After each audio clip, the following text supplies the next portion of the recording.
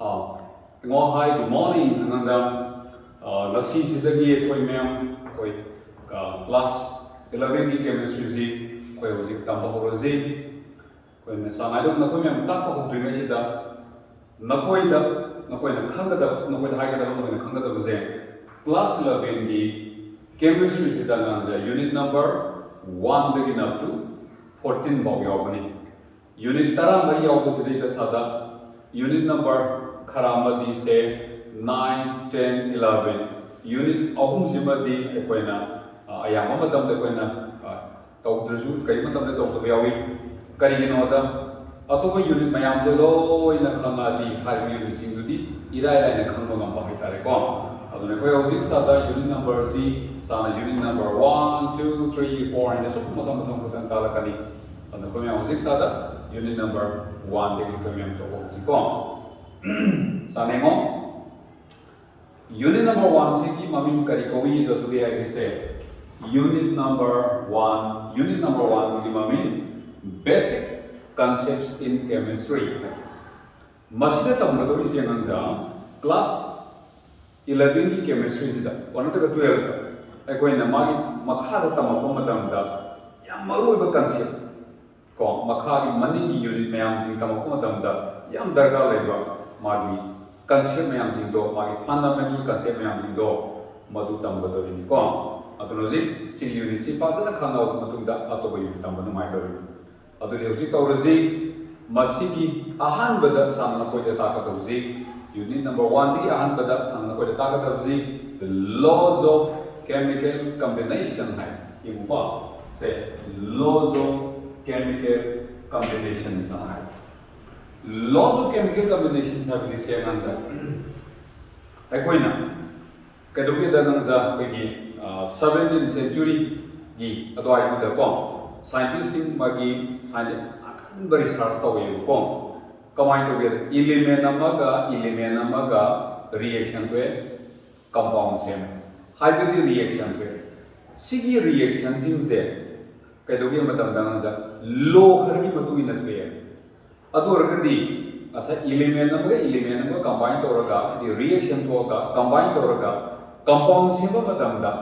obey to lo khara lay adu orgadi madugi laws in ko koi kari kowi haradi laws of chemical combination adaga laws of chemical reactions haigane yare kon madugi law do masing kayano wadi law masing mangani habi law masing manga du sana sida ira thamijini number 1 the law of conservation of mass. Number 2, law constant ratio. Constant ratio having what constant composition as well, constant proportion as well. Matanda law of multiple proportion, multiple ratio as well. Matanda law of reciprocal proportion. Number 5, manasubda law of volume side. Nadraga gelu sas law sigi law jing janganza tongan ba scientist na piramani se kuda moina an ba isina leboy share ba scientist na pirami sina Proust na pirami ko sina Proust na pirami sina John Dalton na pirami hairambani sina Richter ba scientist na hairambani sina gelu sas na hairambani piramani ko ne ko adorga de usi sa na ko ida tawdori si law si amamam toina si law number 1 na kari hariba ko matamda magi mari le da numerical problems ado mai to dana si law si na kari hariba hariba law du mari le da numerical problems ado si koi law si matam sun to si ko nga sen ado di ahan da sa hai na koi da law ahan ba law si law number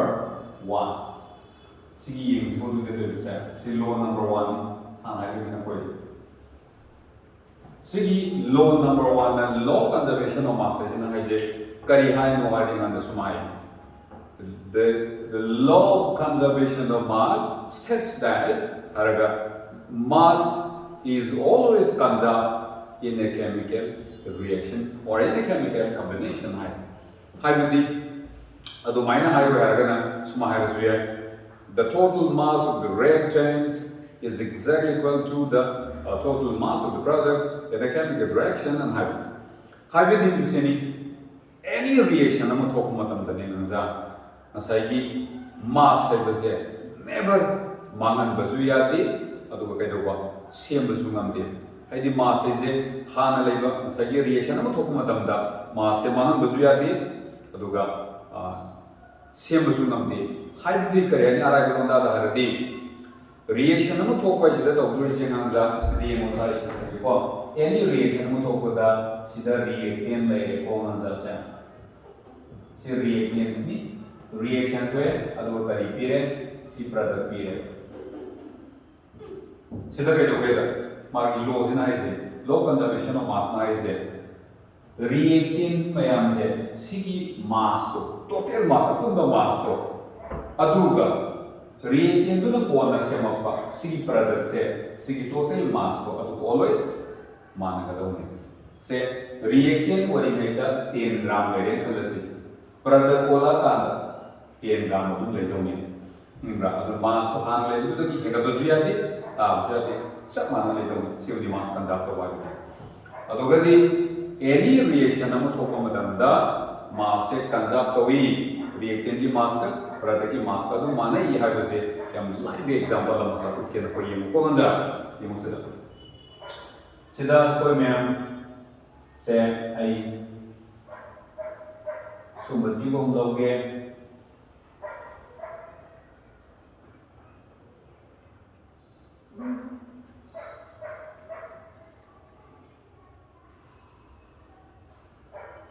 CM Lanza capital heights mangra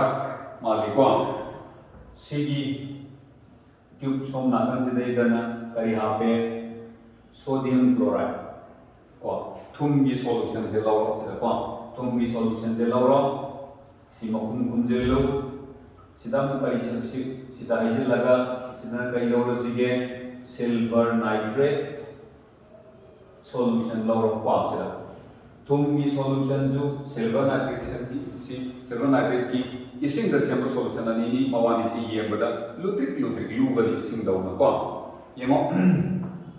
si ju makum kum je lo aduga si magi weight se all as my mass se all as mass se koina balance ma da thangala on ba matam da nangja sigi total mass si mo ko i mass se kaya tayo hardi se puda moina kaido ba 100 gram tare yan kalase ko kuda moina si 100 gram tare ko nangja 100 gram tare kalase sida tare 100 gram se kai kana ki mass no to be sigi whole test tube se sigi IH manba tube se sigi mass में अदुगा sodium chloride silver nitrate reactant ani sigi mass ने sigi अपुनबा mass नि को नंजा 100 ग्राम से अदे दी reaction थोड़ा से कमाई तोरबा sigi पाई से सिदे सुमाइना पाइरगा सुमाइ पाइरगा माइ ट्यूब से सुमाइ साना से को अदुगा दी सुमाना लियंबा मतमदा sigi solution तो solution से लानी से सोमजे से लानी हाबदी reactant ani तो थेंगनाराने हेक थेंगनाबगा नंग सके तो वी रिएक्शन थोनी रिएक्शन तो इसी कमाई कम किएगा नसाई की बाबानी हेक थेंगनाबगा इसिंग दौना पिक लुरबा सॉल्यूशन अनि दो हेक गिएं बदा नंग से चाबा हो मगा अंगन मचाही औ बमा मतु मरो मतु तावलगने अद मतु तावलै दो अदु करी गिनो हारदि नंगजा बाबानी रिएक्शन तो रिएक्शन को मतम दे वी सिगी सिल्वर जिना क्लोरीन को पुंजिनारे silver chloride sodium jina nitrate ko lagase sodium nitrate plus silver chloride sodium nitrate habisidi ising da tumba solution da tumba ko ni sing tumba ga tu yaw rani silver chloride sidi mali ising da tumde mali solution da tumde madu mali mapang asa ango bo mapang tar do madu silver chloride ne masi koina solid si solid ni khangnaba eos hapan agadi reaction am thoko matamda semapa product to insoluble product tumdaba product orabadi modo nga sa ko chemistry da precipitate samjalaga ppt hana kawi ko ppt habsi eos da takani aduga reaction du na precipitation hana kawi yare ko sigi precipitation reaction je ko yema tamda ngja reaction jina reaction to ga somda product se me ko sumaina product on grakan product se ba dora ma tum jida masai sigi tube तो अमुक balance तो थांगा लगा मास से ओले ये से अमुक मास ओले ये मो मतलब दालन जा प्रोडक्ट की मास के आता है हरदी असा सीधा जो दो 100 ग्राम का है अदुदी कया मसेना रिएक्टेंट और यूनिट 100 ग्राम प्रोडक्ट 100 ग्राम अदु मसाई सिगी हाइट्स मान ट्यूब टू की मास की हो बना तब बनेना रिएक्टेंट को मास सिगी प्रोडक्ट की मास का चमाने है सुमाइन तो करना साना भी बारा एग्जांपल से लगी करी बा रिएक्शन नमक को मतलब दने रिएक्टेंट की मास का प्रोडक्ट की मास का ऑलवेज मानगनी आगदी मास से मतम खुदी मक्ता कंजाप तो भी मास से मांगजु मांगदे हेजु हेगते ताजु ताकी के समाने ही है मशीन नंजा law of conservation of mass है यारबा सिन सी मुखंग कभी कोई मैम सी का मरी लेने बा आई न्यूमेरिकल प्रॉब्लम अमा तोगे साना अमा तोगे रगे अदुगना कोई मखा ताबा प्रॉब्लम से दुदी न कोई कॉपी सानो मारा इरा इरा माय खंदे यिंग सिगो दुदी नजा येमो से दा सर कोई उबरे मो से दा सारे क्यू क्वेश्चन हाइ को से सर पारा के न कोई ma'am if 3.6 gram of sodium carbonate are added to 10 gram 10.0 means 10 gram of high CL solution, the residue is found to be 12.0 gram, that is 12 gram, then what is the mass of carbon dioxide given out in the reaction? So, you know, you can't go so, the high CL solution is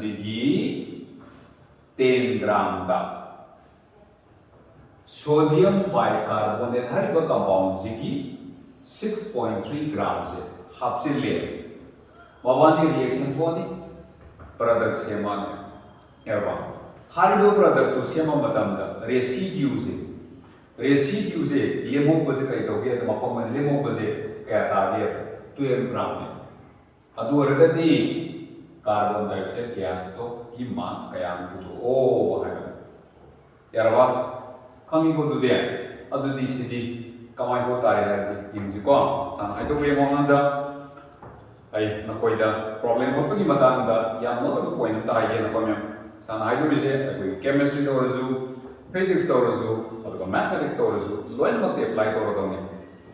any numerical problem अमा को पमतमदा नकोइ नखंगा दोसे any numerical problem अमा what की हरगदी कमाई तो बदगिया number 1 पुथोउ हाइबो पोत अमा सोइदन यावमने मथंगदा पुथोउ हाइबो पोतो पुथोनबगी दमंता data का सोइदन पीगने अदोगरी के दुतारे पुथो हाइबो पोतो कैनो येमो पीरिबे डाटा तो कैनो येमो अदुइ तागदी पुथो हाइबो पोतुगा पीरिबे डाटा तो अनि मरकता करी रिलेशन लइगेमो अदु खंगदी दैट्स ऑल तोरसिको अदो हुजि येंगजे सि प्रॉब्लम सि तना तना पी सोडियम कार्बोनेट बाइकार्बोनेट की ने आईसीएल ने अखोई मास पी को यारबा तना बुतो हाय मदुदी काउंडा से की मास बुतो हाय अदुदी उसी आई पी इसी इरसी को अदुदी उसी के दोतारे रिएक्शन इरसी हाना अदुदी सिदेमो सॉल्यूशन हारगा सिदेदा सोडियम बाइकार्बोनेट प्लस आईसीएल क्या देखो सर सी रिएक्शन तो अब इतना आगे के दौरे ये मुझे कुछ नहीं सीधा के दोबारा सीधा इधर सोडियम क्लोराइड क्या हुआ प्लस अधिक के दौरे सीधी ऊपर सोडियम क्लोराइड अधिक next H2O plus carbon dioxide चीनी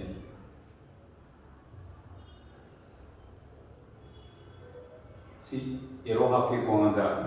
सी मंजर सी की कार्बन डाइऑक्साइड से सी मागी पाइको की बा एरो जना है मागी गैस ने पाइको की नहीं आ रही ये मजी को यार बस है सीधा दूधी कहीं नो दूधी यार के साथ आए लोग मासिंग मास के आपी सोडियम कार्बोनेट कनोगी सोडियम बाइकार्बोनेट सी मास के आपी 6.3 ग्राम याब्रा अदु आइसेट की क्या पी सीपी को तो दे यारबो अदुदी सिगी आइसेट की मास ना क्या पी बा 10 ग्राम यारब्रा लेजी अदुदी सिदे सिगी पी को कोई नुमाय ना से सिदे दा क्या ना सिदे दा 10 ग्राम को यारबा अदुदी सी पाइथो खरदी सी रे सी यू जी सी बुने को रे सी यू वाई जे से को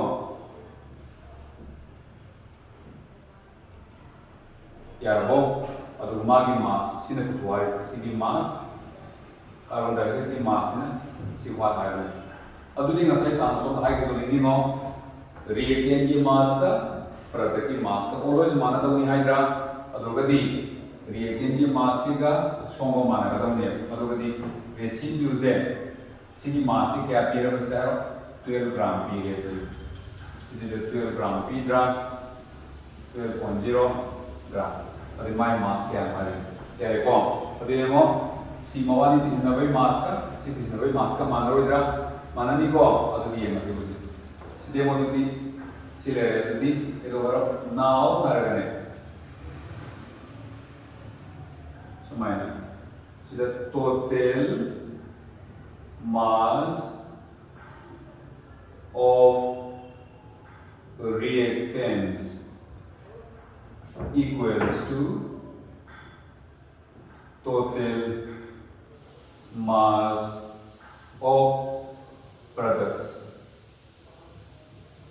सीता अपना अदोगदी मागी सुंदर क्या तारे रो 6.3 gram plus 10.0 gram equals to residue की वजह से देता रेशियो से देता 12 ले 12.0 gram सीधा कितना दे रहा mass of carbon dioxide यार बात अदुदी सीधे कितना उतार पारो mass carbon dioxide की mass तो की थी अनिश्चित इंदर C minus का होता है अंदर अदुनोजी mass of carbon dioxide equals to and higher C Inder क्या तार दे 16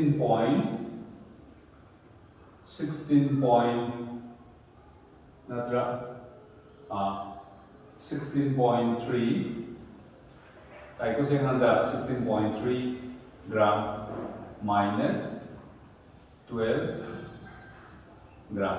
अब इसी क्या तार करो होती सी माइनस तार तो होती 4.3 ग्राम तक यार आप अदुना होती इसलिए इसमें मकान में भी जरो therefore है the required mass of carbon dioxide gas given out equals to 4.3 gram यार बात सीधी आंसर सुमाई तो उधर ना कोई मैं मुझे दी पानी मखा ताबो प्रॉब्लम जिंग दी ना कोई पिछला ना रोको से मथन दम सारे को मैं law of constant ratio सी मुक्ता उसी को ना जब दिया ये मौसी नम करे हैं ये मसी को ये मौसा सार सी मुक्ता किया ना कोई मैं नहीं सी मुक्ता लगे कौन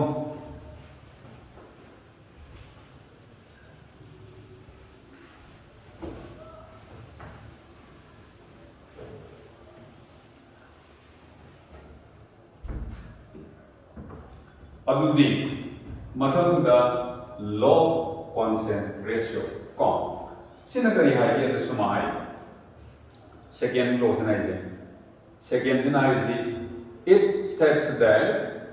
a chemical compound is always made of the same elements combined in the same ratio अदु है वो है सुमाई है a chemical compound always contains the same elements combined in the fixed ratio as well. Karihan dulu diarti, koi gilo da bayi lo diarti, sini. Any chemical compound jangan sa. Any chemical compound nama ayo se. Cak mana ba element na, cak mana ba hong da fixed hoy ba. Hong da ba means cak mana ba jang nama da ratio means jang nama da kunjin darga se bani. अमुक हाइके chemical compound नमा हाइबसे चप मानब element ना ꯆꯞ ꯃꯥꯟꯅꯕ ꯆꯥꯡꯗ ꯄꯨꯟꯁꯤꯟꯅꯔꯒ ꯑꯗꯨꯝ ꯁꯦꯝꯕꯅꯤ ꯍꯥꯏꯕꯅꯦ ꯌꯥꯔꯕ ꯁꯦ ꯑꯩ ꯌꯥꯝ ꯂꯥꯏꯕ ꯑꯦꯛꯖꯥꯝꯄꯜ ꯍꯥꯏꯒꯦ ꯌꯦꯡꯉꯨꯀꯣ ꯑꯩꯈꯣꯏꯅ ꯁꯥꯗ ꯑꯩ ꯍꯧꯖꯤꯛꯁꯤꯗ ꯑꯩ ꯅꯝꯕꯔ 2ꯅꯤꯀꯣ ꯁꯥꯟꯅ ꯑꯩꯈꯣꯏꯗ ꯇꯥꯛꯏꯁꯦ ꯂꯣ ꯅꯝꯕꯔ 2 ꯁꯤꯗꯤ ꯁꯤꯒꯤ ꯃꯥꯅ ꯀꯔꯤ ꯍꯥꯏꯁꯦ ꯑꯦꯛꯖꯥꯝꯄꯜ ꯂꯧꯒꯦꯕꯀꯣ ꯅꯪꯖ ꯑꯩꯈꯣꯏꯅ ꯋꯥꯇꯔ ꯍꯥꯏꯔꯒꯁꯦ water is it's a compound ꯅꯠꯇ꯭ꯔꯥ ꯁꯤ ꯀꯃꯥꯏꯅ ꯇꯧꯒꯦꯗ ꯃꯥꯒꯤ ꯃꯐꯝ ꯇꯣꯉꯥꯟ ꯇꯣꯉꯥꯟꯕꯗ ꯐꯪꯕ ꯌꯥꯏꯑꯕ ꯋꯥꯇꯔꯁꯦ ꯁꯦ इसिंजी अखोई सिदा अखोई मणिपुर दा फंगे इसिंजी नत्रा जापान दा फंगे अदि तोंगा तोंगा दा फंगे को अदुदि दा मणिपुर दा फंग बस इसिंजे कदुगे दा हाइड्रोजन ने ऑक्सीजन ने अनिसिना साने जापान दा फंगसु हाइड्रोजन ने ऑक्सीजन अनिसिना साने को अदुगा कदुई चांजु मसागी मणिपुर दा फंगे इसिंग दा यावा हाइड्रोजन की चांग ऑक्सीजन की चांग से कई वने बा 2:1 सिताने हाइड्रोजन कोइना कदोबा H2 O हाइड्रोजन जापान दा फंगसु सा माने से 2:1 हाइड्रोजन H2O सुमाइ तो यारे को सुमाइ मफम तोंगा तोंगा लो मफम तोंगा बना तब अखोइना नंजा रिएक्शन सी तोंगा तोंगा बा तौरे दना से रिएक्शन अमा तौबा अदु इसिंग अमु सुंबा अतोप रिएक्शन अमु तौबा इसिंग अमु सुंबा अदु तोंगा बा मेथड ता तोंगा मेथड मीन्स तोंगा रिएक्शन सिजिनरगा करिबा कंपाउंड अमा साबा मतमदा हाइबा कंपाउंड दो तोंगा रिएक्शन तोंगा मेथड न ओइतारगसुने मागी चमाना भी एलिमेंट चमाना का चांग अदु पुंजिनरगा सेमी सिन अरे अमुका के रोइना एनी केमिकल कंपाउंड अमा हाइबसे नंजा तोंगा मेथड न सुमसु तोंगा मफम द फंगजरसु मागी कंपाउंड सुंबगी मेथड कंपाउंड का फंगे हाइबगी सोर्स अदुगी मखा पोंदे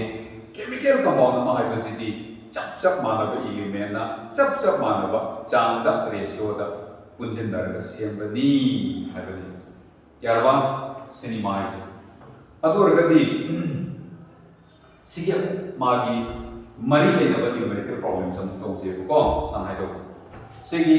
मरी लेनबा न्यूमेरिकल प्रॉब्लम जिना अमु काय होदि हारदि तौदोरि सिनि को नकोइ द डाटा खर पिरने बनन सिगी नि को तौदोइ पीरिबा डाटा सदा कैदौनि एकोइ एक्सपेरिमेंट से तोंगा पिरनि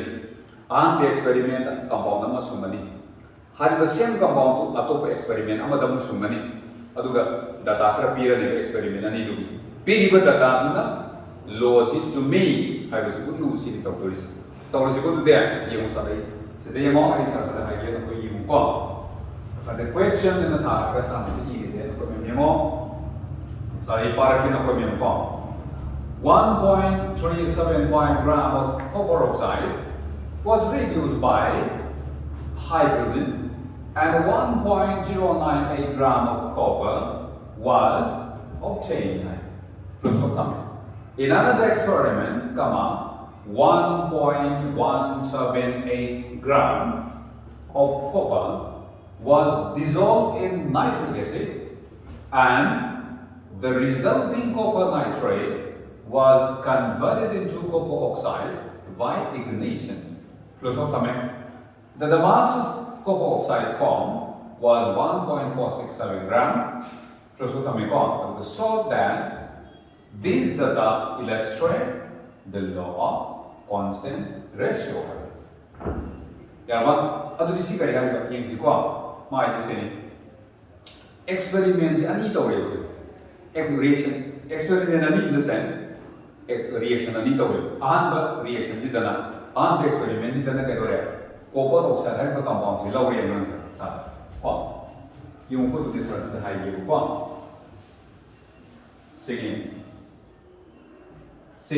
copper oxide hai compound ji laure sa se ko ye ko yung copper oxide hai compound ji laure adu ma kai dore was reduced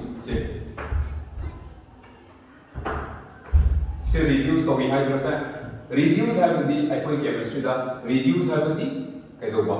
oxygen lo ko reduce ko adu this the hydrogen naam se le reduce by hydrogen ice to se adu the hydrogen na oxygen lo ko kre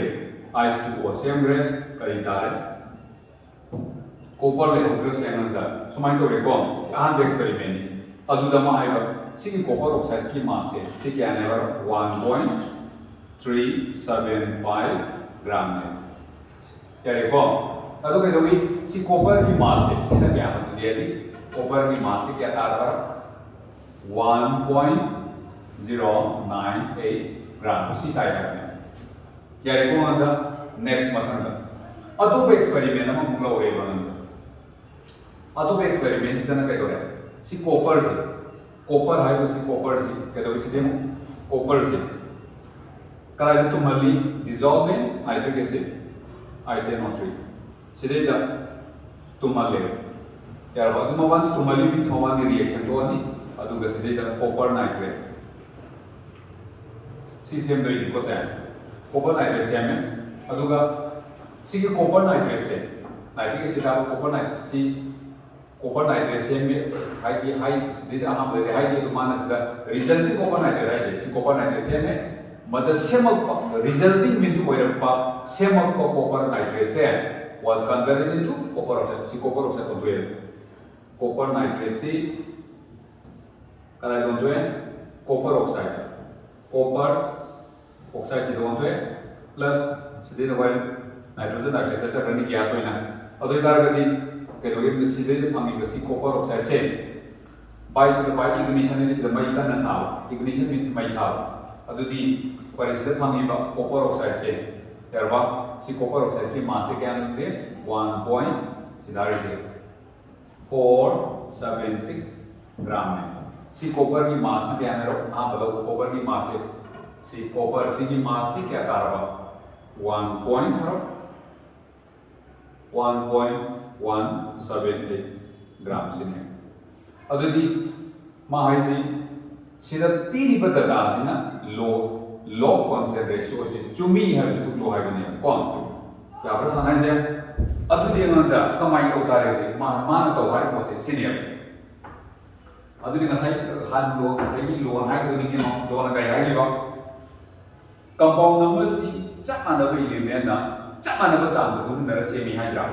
hai ki ko adoga di usi kai compound no si lawi se si copper oxide hai ko compound adu do de ko su to si kai no copper oxide hai ba compound je si da yaw ba copper da oxygen da gi cha ratio je an experiment se or su anish experiment or su copper da oxygen da gi ratio je always constant ong de utoriya in english ya ke do kare ahan basi bi ba ahan da experiment je si data se gi copper is to oxygen mawani ki ratio je mass ki ratio ni ko si ko na bolani ani super experiment da ko do rani copper ga oxygen da gi am ko do ba ratio je bolani adudi ahan basi da tar ratio du ka ani super tar ratio ani do soidana manaradi lo do chume manadradi lo do la adudi manas leda piri bata da sina lo si proof koi ga ya kare proof to bi illustrate to bi ha bi si utlu hari bani na soidana manarabane to ri ko de adon se ko ne to du se no sa a sa mu ka ye piri ba compound si copper oxide ni adle ko ni to ri si an experiment la iba copper का oxygen का की ratio दुका अनि शुभ experiment ला इबा copper का oxygen की ratio दुका अनि तो चकमा नहीं उतरी तो रोजी को दुदी ये मो साला दुदी को मैं तो रोजी मो रोजी so that in the first experiment mass of copper oxide mass of copper oxide की मास क्या आता है 1.375 ग्राम अब माइंड ऑफ द नंबर ये नजी मास ऑफ कॉपर सी कॉपर की मास को कॉपर की मास क्या आता है तो कॉपर की मास सी होइद्रा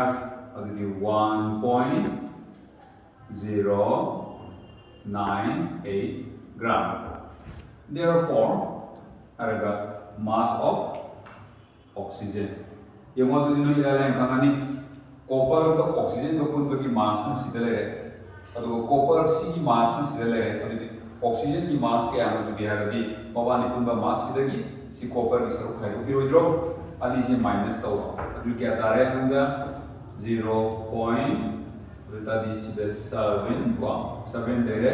10 लेरे अदो दी सिदा 7 2 si tabra sa time khali kon the 7 adu targati sida kya tarpa yare kon sin yarbo adu di then araga adu di masai compound si copper oxide na si an the experiments da raiba copper oxygen ki ratio yin se kon sida mo di mass of copper is to mass of oxygen अदु भी कहता है अदु copper की मास से 1.0 कहता 1.098 is to 0. सी को अदु तारगति कहता है 0.277 यार बा सिनी को अदु point the level in white here, point the level in white, other target is point at the Punxicon. I will do the Teatari had a target the mana. Sanaji language of the copper the mass and see over the copper the mass and see over the oxygen the mass and see where I knew. The copper the mass no one over the piano the Harry, Yatra to the other one to other target city come out or Seba, so the game of my. सिदा copper ना 98 सी ओइबो मतमदा 0.277 नि oxygen ना 1 ओइ मतमदा कया no आरदि 0.2 सिदा 7 divided by 1.098 सी तारगद्रो अदन कयन तो सोमदा सिदा सबता सोमदा 1 ओरदि सिदा कया नो बिया डिवाइड तो होगा सी डिवाइड ओरदि क्या तारे अदो इतारगति हंसा अभी को सिंपल के को जे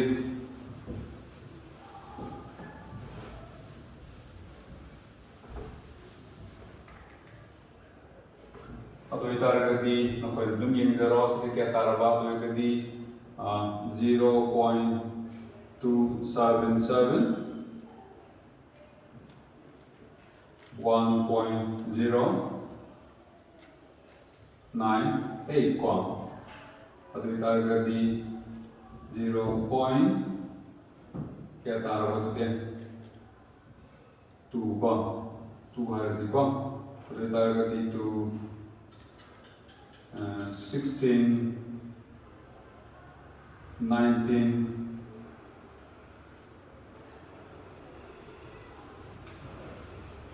तारबा को अदु 16 अदु 18 19 अदुगा 2 याब्रा सिनी को तो तारे लेकिन नेक्स्ट सिस्टम क्या तारे the 4 तारे अदु तारगति सिस्टम 4 तारे 7 तारे 5 सिवइद्रा दुदे तेरे को अदु तारगति सिस्टम क्या तारे दुदे हरति सदा 1 तो तारगति से पॉइंट 2 क्या तारे सिस्टम 5 कॉम तो तारगति से अदु approximately सी टाइप को दुदे तो क्या तारे 0.25 सितारे को देना जा अदो मसी सेम नुआइती है ना high तारगा नोइना Masai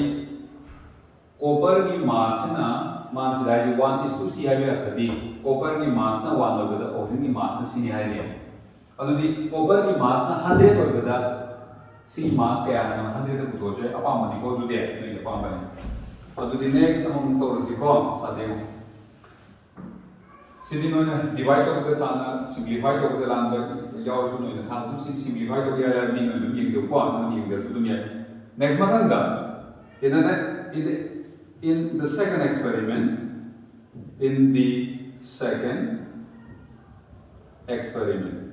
Second experiment the mass of copper oxide equals to copper oxide की mass दिखाई दे रहे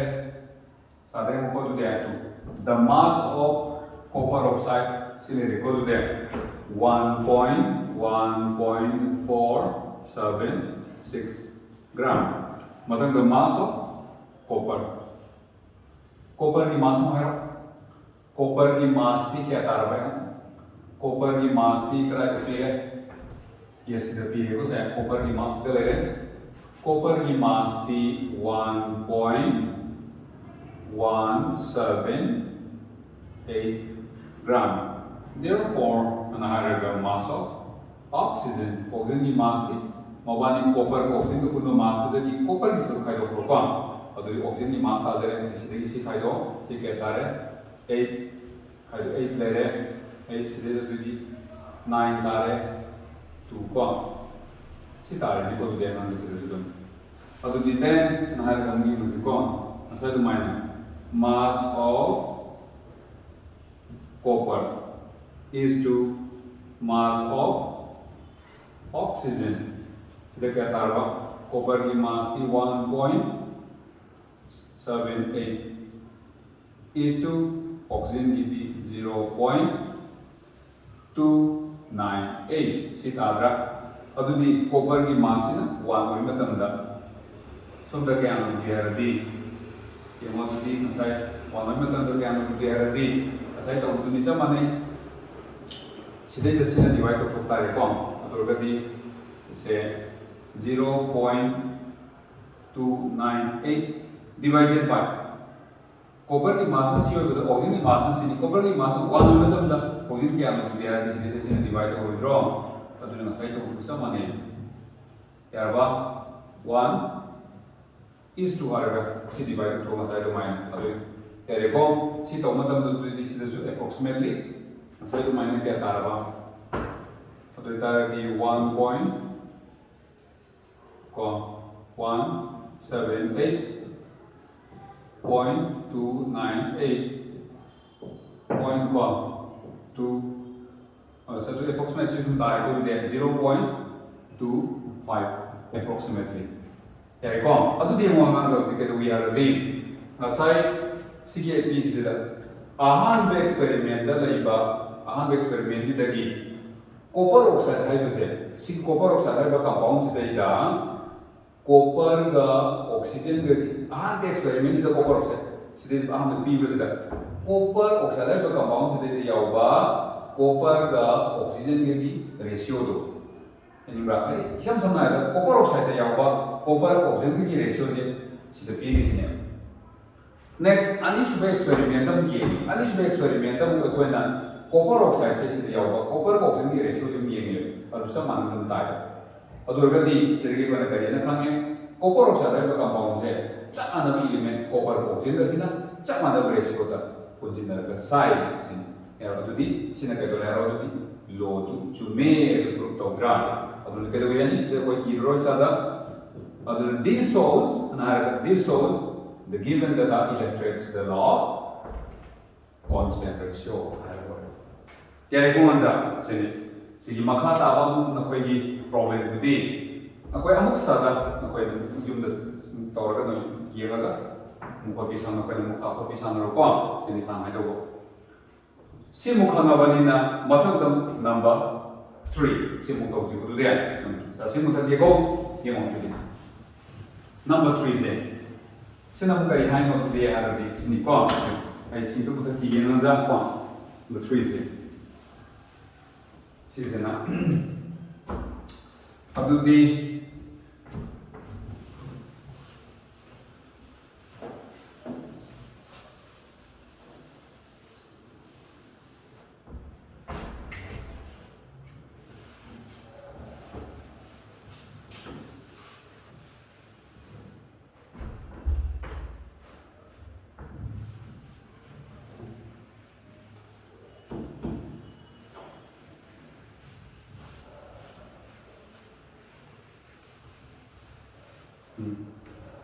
ये मौसम है तो नंबर 3 को सिगी अमुक नंबर 3 से ना law of multiple proportion se ko sina kari ha ke su mai sir my statement do ya to han hai ye english da ko my the law of multiple proportion states that when two elements combine to form two or more compounds, then the mass of one element which combined with the fixed mass of another element will bear a simple whole number ratio high. High with the mahari ko ay element ani na ne compound ani element ani na reaction to ga nangza compound ani same or ani lagi hen ba same adu orgadi mahariba element amagi fixed mass home daba mass to aduga reaction to pa atopa element amagi mass ani lene ba mass ani do amaga whole number multiple ini isi yaraba amaka haige sa ko mai when two elements combine to form two or more compounds, then the masses of an element which combines with the fixed mass of the other element will be in the simple whole number ratio. Ko ai example ko sa example ko ka banai na ta to mi ko sa example ko mai na ko mi mo sa do se in si ko se da example se sa de carbon ai ni sa na ju si number 3 si ni ko se number 3 ki explanation ni sa na ju si adudi se carbon na bi element am lore san oxygen na bi element am lore element am ni se lore ko mawani reaction be na ja adu ko mawani compound ni se me amana ke lore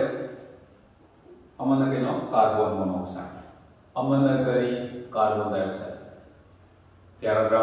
adudi hauji ki na se element ani na reaction to ka compound ani se me ko the carbon ki mass kya no mass means atomic mass 12 oxygen ki atomic mass kya no 16 sidang me mo carbon ki atomic mass kya no 12 carbon number ki 12 oxygen number ki atomic mass 16 oxygen ani ki kya ta re kanja 32 ta ra ado ji mo sa pi example sidai da carbon ki mass 12 se carbon ki mass 12 koi ra 12 hombre se hom di ko du de 12 cha mane adugadi carbon की fixed mass home daba mass 12 से सिगर reaction थोपा अतोपा element oxygen की ने mass ani लेट्रो अमना करी 16 अमना करी 32 हारिबा mass ani से ratio लो क्या तारे 1:2 अदुगदी simple whole number ratio natra simple means apik pa hai yani ko adu 1:2 is apik pa ratio natro apik pa ratio ta do ni ne mais kya ba sin so mai to grum sa to example amma kam do ke sa ko sina ta jno ko lo ni example ko ye se ko da mai amma ga lo ko anja sulfur ha re amma na oxygen ha re se reaction pe sida kari tare sulfur dioxide hai ko amma na kari sulfur trioxide CMF adudi sulfur के atomic mass 32 oxygen की जो 32 माने oxygen number की 16 oxygen अन्य की 32 sulfur की सीधे का sulfur अमानिना sulfur अमर की mass atomic mass 32 oxygen number की 16 into 3 48 था adudi ये मोहंजा सिगी sulfur का oxygen का combine करोगा compound अन्य से में आइबा compound ani se semba matamda element amagi mass ti fix ne ade sulfur ki mass 32 fix hoidra adali sulfur har bi element je ki fix mass home daba mass 32 ji ka reaction to pa oxygen ki mass ani leidra amna 32 ni amna 48 ni ade si ratio 32 is to 48 si loradi 2 is to 3 तादरों 16 ना लोग divide already 2 is to 3 तादरों 2 is to 3 actually simple whole number ratio small ratio ना कर दो यारे को सुमाई तो गना करी है ये दा सिगी law number 3 से law multiple proportion हरी से सिने करी है बाप का ये सन हरी और कोई ना हरी दी element ani से ना reaction तो होगा compound ani से मतलब दा element अमकी fixed mass होंदबा mass तो अदुगा reaction तो पा अतोपा element तो की mass ani ले हरीबा mass ani तो always अपिकपा ratio दा लेगदो नी अपिकपा ratio दा ले सिने मास याबा खागी को सिनी अदु सी खानादी सिग अमु मरी लेनबा numerical problem तो अमु तौसे को अंजा नुनुमाय न होजि ऐसा numerical problem सी numerical problem तौसे को सारे सी numerical problem तो आई से इके को तो ये मुसा तो numerical problem तो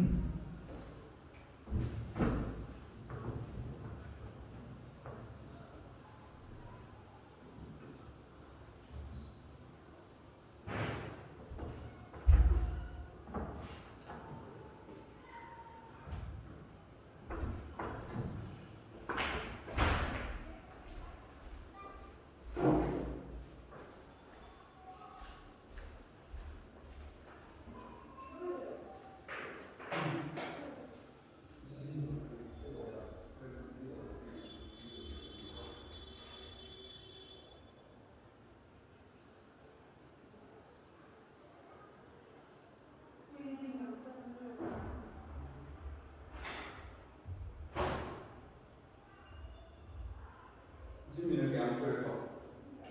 45. Second one word.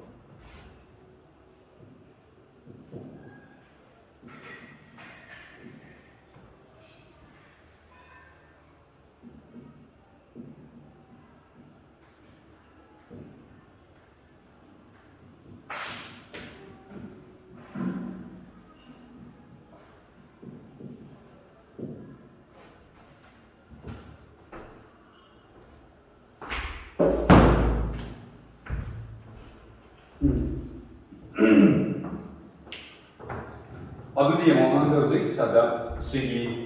लो नंबर 3 सिगो मरी ने लो प्रॉब्लम हम तो उसी मोमेंट से ये मो सारे उसी पार्क के उनको में क्वेश्चन हर से hydrogen and oxygen are known to form two compounds.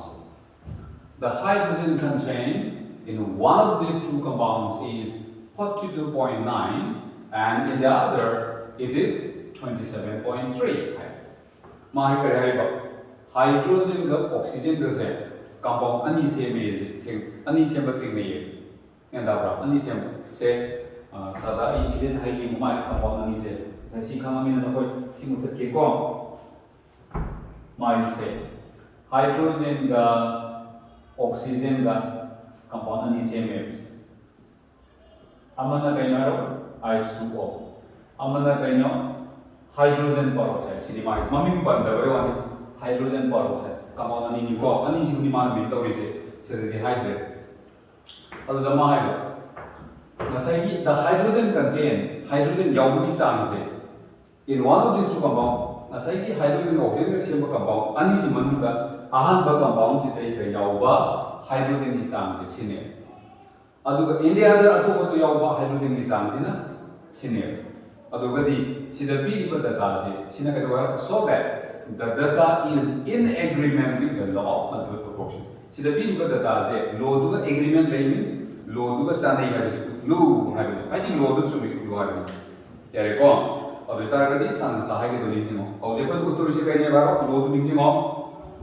उत्तर से कइने बा compound element anina reaction thoka compound ani seba matamda element amagi fixed mass to the reaction thopa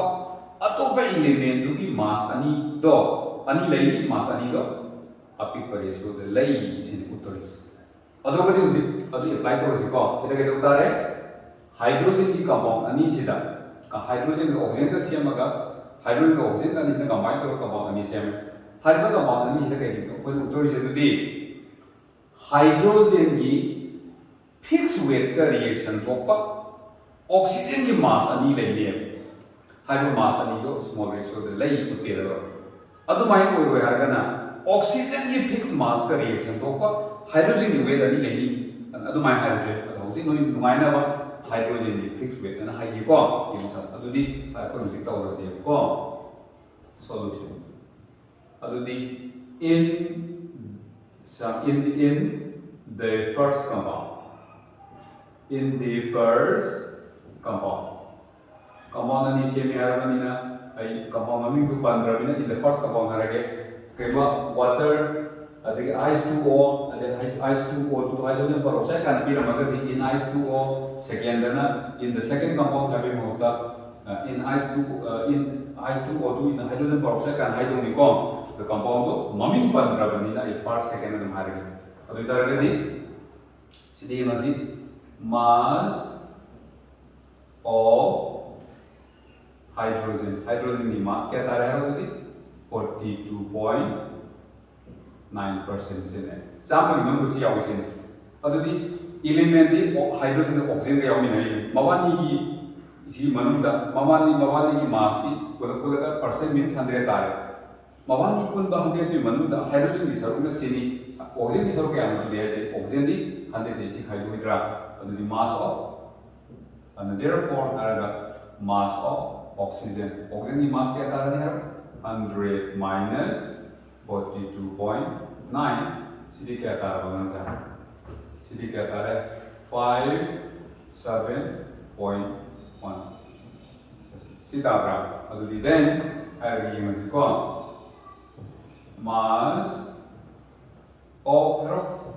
mass of hydrogen is to mass of oxygen. Karena अभी तक ये मसी को hydrogen की mass ना 42.9 कोई भी मतलब दा oxygen की mass थी 57.1 है. अभी दी hydrogen ने सीधे 1 over दी क्या तारा दी 57.1 divided by 42.9 oxygen की साथ में अभी तारा दी 1 is to hydrogen इसी क्या तारा ये मसी को कोई ꯑꯗꯨ ꯑꯣꯏꯔꯒꯗꯤ ꯁꯥꯗ ꯑꯩ ꯀꯥꯏꯗ ꯇꯧꯁꯤꯒꯦ ꯍꯥꯏꯕꯗ ꯁ꯭ꯋꯥꯏꯗ ꯍꯥꯏꯔꯒꯦꯀꯣ ꯌꯦꯡꯉꯨꯀꯣ ꯑꯗꯨꯗꯤ 42.9 57.1 1 ꯇꯥꯔꯦ 42.9 2 ꯇꯥꯔꯦ ꯀꯣꯡꯖ 3 ꯀꯌꯥ ꯇꯥꯔꯦ ꯑꯗꯨꯗꯤ 4 1 ꯑꯗꯨ ꯑꯣꯏꯇꯥꯔꯒꯗꯤ ꯄꯣꯏꯟ ꯅꯝꯃꯦ kaya tare adu itaragadi sida kaya tare bananja 4 for 3 3 to the 3 tare ko 1.3 adu itar sida 1.3 approximately si tare ko adu di next matangda in the second compound in this second compound. Here is we want to be the second compound has a mass of hydrogen. Second compound में hydrogen की mass क्या तारे सितारे को तो क्या 27.3%. Therefore हमारे energy mass of oxygen की mass थी 100 minus 27.3 see अभी क्या तारा बात हो जाए 7 तारा आरे कौन 7 अभी तारा गति 2.7% see तारा बात अभी तारा गति then as कौन mass of hydrogen is to mass of oxygen. See क्या तारा बारो? अभी hydrogen की mass ना 27.3 सी ओर मतंदा oxygen की mass ना 72.7. अदुदी सीधा 1 ओर मतंदा सोंदा क्या ओर बा? यारे को सोंदा 1 ओर क्या ना? इस कोई थोड़ा ही चीज़ समझ ले सको. सीधे जैसे ना divide हो गई नहीं अभी तारा गति 27.3 since divide over this 72.7 see kya tara ba adu tara di 2 na ko 6 14 1 carry 5 adu tara di kya tara 1 adu tara di 8 1 ko tabra adu point kya tara adu tara di 6 5 na 5 6 na 14 अभी तो 6 तारीख को से अभी तारीख कभी 2.6 तारीख क्या बात अभी जिन लोगों में मुझे ये मुझे कुछ दे जा आहान बग कंपाउंड जिदा हाइड्रोजन की मास क्या है ना 1 अन्य शुभ कंपाउंड जो हाइड्रोजन की मास क्या है ना 1 अभी हाइड्रोजन की कंपाउंड जी हाइड्रोजन हर भी एलिमेंट जी की मास 1 फिक्स हो इधर वेरेको